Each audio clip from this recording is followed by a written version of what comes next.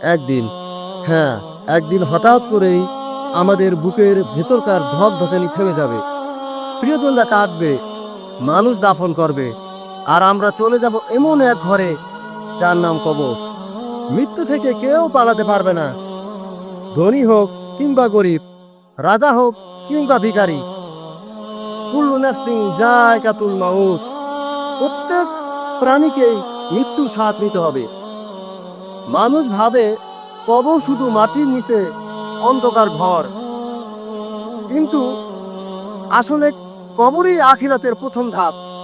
নবী করিম সাল্লাল্লাহু আলাইহি ওয়াসাল্লাম বলেছেন, কবর আখিরাতের প্রথম ধাপ। যদি এটি সহজ হয় তবে পরবর্তী সব সহজ হবে, আর যদি এটি কঠিন হয়ে যায় তবে পরবর্তী সব কিছু কঠিন হবে। আমাদের কাছে কবরে জিজ্ঞেস করা হবে, তোমার রব কে? তোমার দিন কি? তোমার নবী কে? উত্তর দেওয়ার ক্ষমতা আসবে দুনিয়ার জীবনের ঈমানের উপর নির্ভর করে। যদি নামাজ ঠিক থাকে, যদি কোরআনের সাথে সম্পর্ক থাকে, যদি মানুষের হক আদায় করি, তাহলে কবর হবে জান্নাতের বাগান।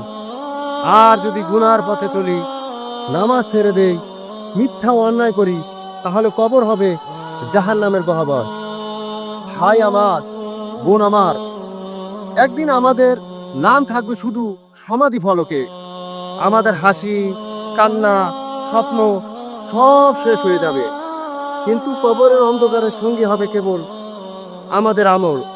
আসুন, দুনিয়ার মোহে ডুবে না থেকে আখিরাতের ঠিকানার জন্য প্রস্তুতি নেই।